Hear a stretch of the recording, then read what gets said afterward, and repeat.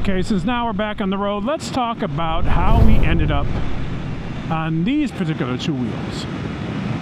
So, I have a Honda Goldwing. I have a adventure bike, a R1250 GS Adventure bike.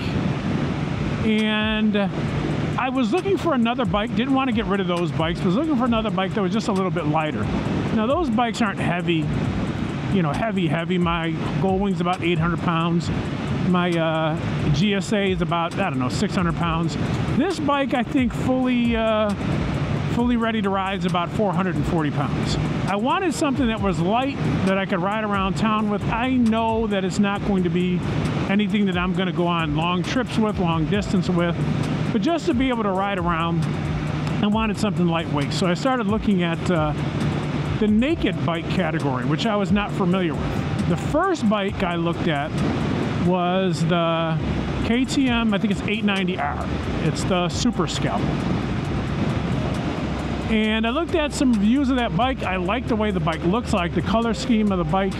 The only thing that I saw from a couple, I guess would you say negative reviews, a couple negative reviews, was that the bike was very, very light. Like some people almost said, hey, we think the bike's kind of too light, you know, when you get out on the highway. Even though I'm not going long distance, I'll be on the highway. So I was like, okay, I don't know about that. And then also, I do know that KTMs have had issues in the past with reliability.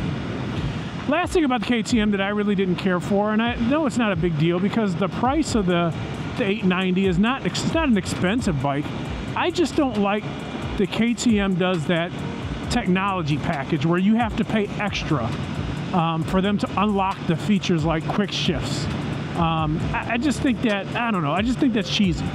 And it kind of turned me off. Again, even if you add in the extra $1,000, the price is not bad. I'm just, if your bike comes with a quick shifter, it comes with a quick shifter. Don't lock it on me and then make me pay money to have it unlocked. I don't like that.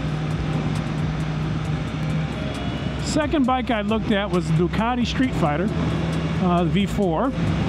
Really nice looking bike. No really complaints about it. It's really, I think it's at the top, one of the top of the categories in the naked bike, you know, hyper naked bike segment. The only thing that I didn't like about it, I guess, was I thought the looks were okay. It's not a bad looking bike. I didn't like the tail. I know a lot of people switch it out, get a different tail tidy. I didn't like the tail on it. I did have some, I guess, thoughts about reliability. Because again, I heard issues, there can be issues with Ducatis. Again, I don't know. I don't know anyone that has one to verify that. The other thing, I know the Ducatis can be expensive for maintenance, but at the same time, if you're going to buy a $27,000 bike, you probably should understand that it might come with some expensive maintenance. So, really nothing negative about the Ducati. One thing I did hear was that the Ducati does not play well in the lower rev range. It likes to rev high. It likes you, it likes you to get up into that 10,000 mark, or 8, 9, 10,000. It doesn't. It kind of lugs a little bit in the lower RPMs. I didn't want a bike that I felt like I have to keep it revved high all the time just to feel like, to get the, I don't know, performance out of the bike. I just don't want a bike where if I'm down in the low revs, if I'm down in the 4,000, 6,000 rev range, the thing's just lugging along. Not sure if the Streetfighter does that, but enough reviews say that you really need to keep it in the higher RPMs. So, good bike, nothing negative, but just didn't pick that one. Just out here today, riding around, nice day, but trying to get my break-in miles. And I've got to get up to the 600-mile mark so I can get it unlocked, the rev limiter taken off, which is right around 9,000 RPMs. So, figured today would be a good day to get out.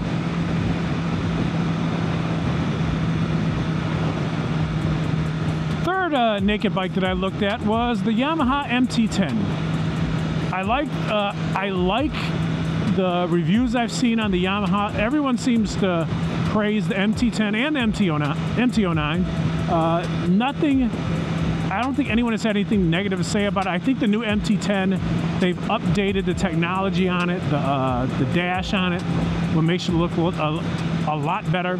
The one thing that I couldn't get with the MT10 is just that, to me, the front is ugly. It is just, I couldn't get with it. I'm sorry. If you got an MT10, that's a great bike, but for the looks, I just couldn't get with it. So again, decent price on the MT10, very competitive, very powerful. I get the seating position from what people say is pretty good, but for me, the looks had me shying away. The Kawasaki ZH2 SE was very close to pulling the trigger on that one. In my area, there's a leftover 2023, a brand new one, and they're taking a few dollars off. Everything that I've read about the bike is great. The power, the supercharger, nothing really negative. For me, again, wasn't crazy about the looks of it. Liked what I heard as far as the power, but just not crazy of the looks over it. And even though I know the technology's been around forever, I didn't like the fact that, I don't know, I just worried a little bit about the supercharger. Something going wrong with that. They only come with a 1-year warranty, the Kawasaki's. I'm used to Honda's come with a 3-year, BMW comes with a 3-year. I know you can buy the extended warranty. I don't know. It's me. I know it's me. I was just worried that something was going to go bad with the supercharger, and then it was going to be insanely expensive to get it fixed if it was out of warranty. And but again, great power, not bad looking. Again, it's not totally my style, but not an ugly bike, would I say.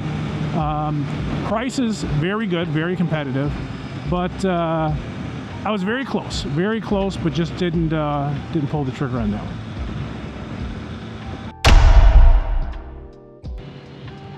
Okay, let's finish up talking about why I picked this M1K over the competition. So I've kind of said what my feelings are about the other bikes, but I really want to go into now what my feelings are about this bike. So one of the reasons that I picked this bike was, first of all, aesthetics. I think that naked bikes are not really good looking at all. From the very beginning, from the factory, they're just not, to me, they're not the most appealing bikes out there. But I really like this bike. I like the color scheme of the bike. I like the front end of the bike.